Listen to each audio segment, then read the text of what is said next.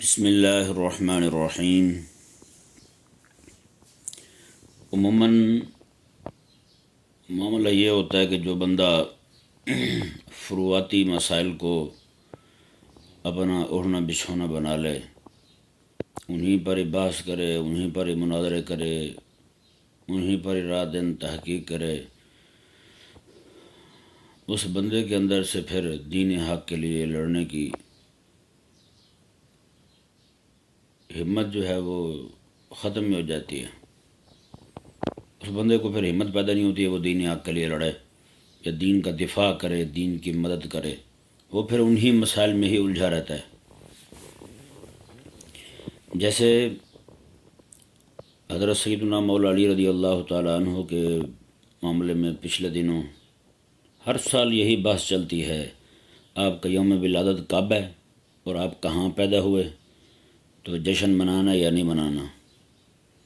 اب یہ کنڈوں کا مسئلہ پکڑ لیا ہے انہوں نے، 4 دن اس پہ گزریں گے، پھر معراج شریف کا مسئلہ آ جائے گا کہ معراج شریف پر جو ہے وہ آقا علیہ السلام نے رب تبارک و تعالیٰ کا دیدار کیا یا نہیں کیا، تو اس بارے میں 4 دن بحث چلے گی۔ پھر چلتے چلتے اس طرح آگے رمضان المبارک شریف آ جائے گا، شب برات آئے گی پہلے کہ اس پہ اکٹھے ہو کے عبادت کرنا جائز ہے یا نہیں ہے، رمضان شریف آ جائے گا، 8 تراویح کا مسئلہ چلے گا۔ پھر تو چاہے دین متین پر سخت آندھیاں کیوں نہ چلتی رہیں، چاہے کچھ کا کچھ کیوں نہ ہوتا رہے، انہوں نے نہیں بولنا کبھی بھی۔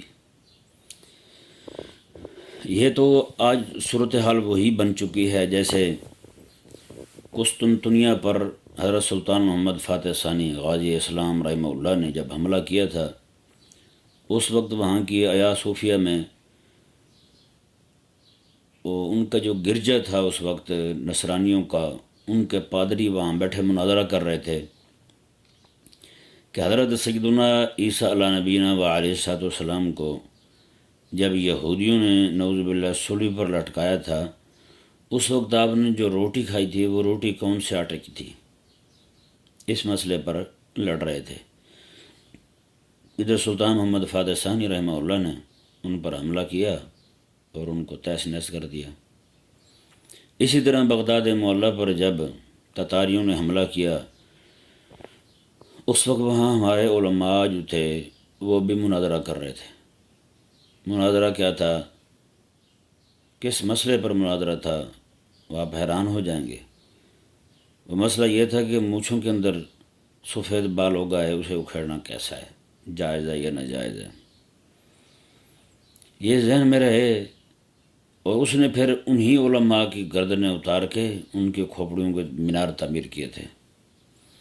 یہ ذہن میں رہے جب امت کے علماء سرکردہ لوگ جو ہیں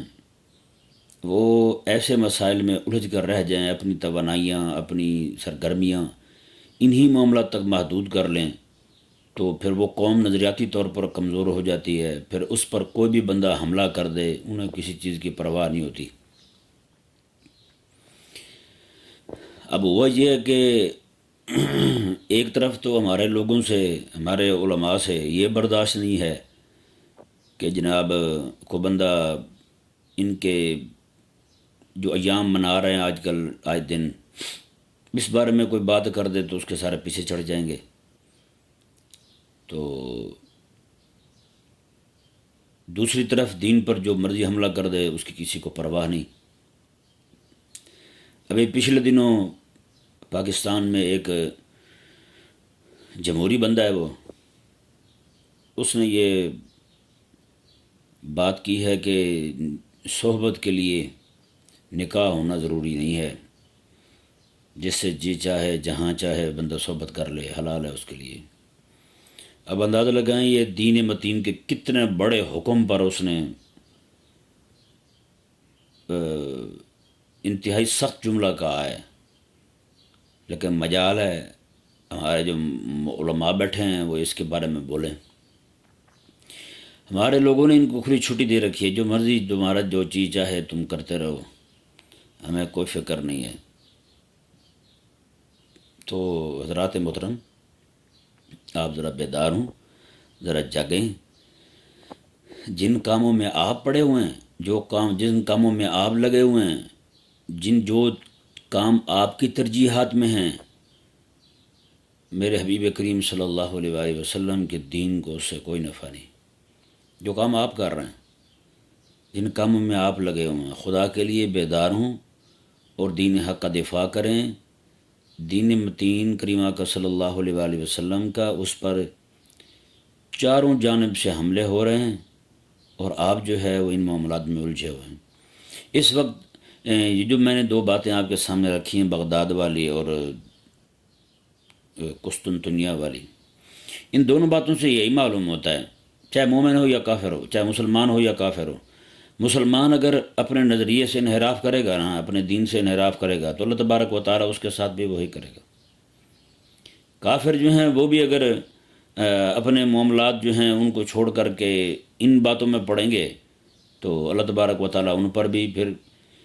کسی اہل حق میں سے کسی بندے کو مسلط فرمائے گا، پھر وہ غلبہ پائے گا ان پر۔ تو اس لیے ضروری ہے کہ یہ جو ہے نا کوئی قانون نہیں ہے کہ کافر جو ہے نا وہ اگر